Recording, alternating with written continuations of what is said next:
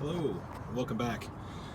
This is a rather crappy follow-up to my previous video on this truck. I had taken a bunch of video, but I was playing with it on the computer, getting it all edited and fixed up, and I got that whole blue screen thing, and I lost all of my video footage. So this is just going to be a quick description of what happened. I've moved the truck. It's obviously here at my shop now. It's in a different spot. So where we left it is I had taken off the engine-driven fuel pump, the lift pump, and I've taken apart the primer pump. And I wasn't able to figure out how to get this primer pump completely apart, so I kind of had to stop there. I ordered a new primer pump. I obviously haven't installed it yet, but that's kind of where we're at. So when things ended last time, it was Friday about noon. I was kind of bored, so I went home and started playing with this pump, and I found out that if you the top of this piece was held onto the shaft, it was riveted. It was like mushroomed out. So I found out that I was able to kind of grind the tip of that with a Dremel. Let's see if I can get it better.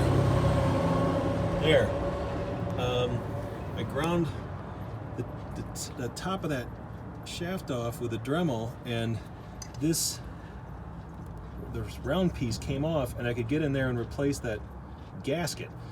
Now the gasket is on the plunger. There's no gasket on the like in the body. There's no shaft seal. There's one O-ring around the plunger in there.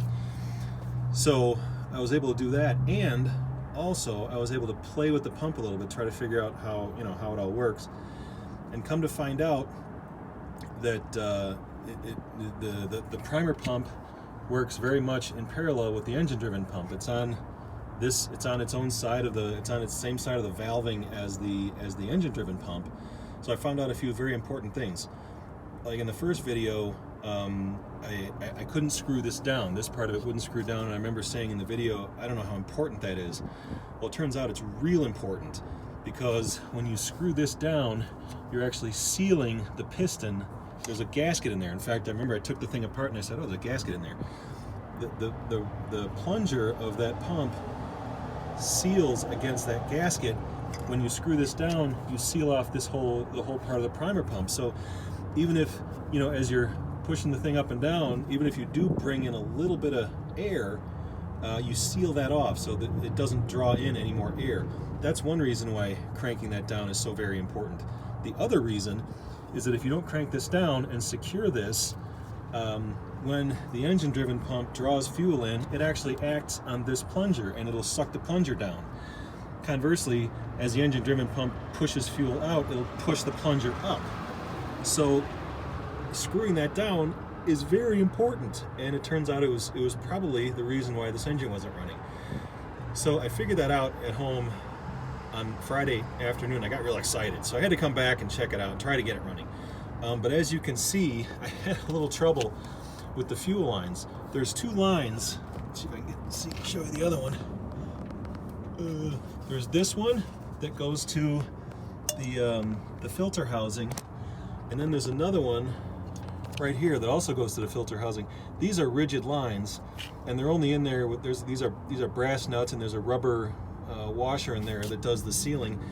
And for the life of me, I could not get this line to install. I couldn't get them to line up. I couldn't get it to work. I don't know if it's just because it was cold, or my fingers were cold, or those little rubber gaskets were cold, or they were old, or whatever. Anyway, so I could not get that line in. So I just kind of I cut the line. Let me see if I can get it better. Well, I don't know. Is that?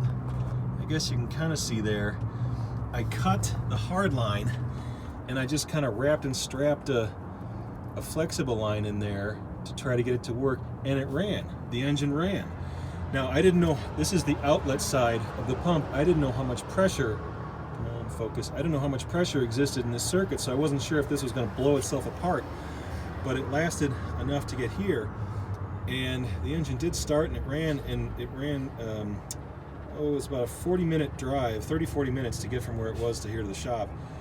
And the engine ran really badly at first, but then by the time it got here, the engine was actually running pretty good. It wasn't smoking and it was pretty smooth.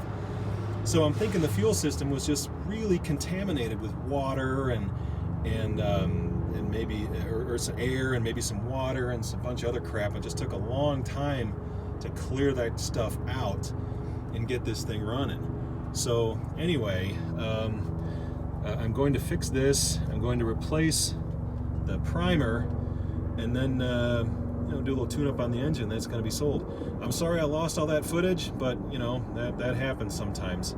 Anyway, that's it for now. Thanks for watching.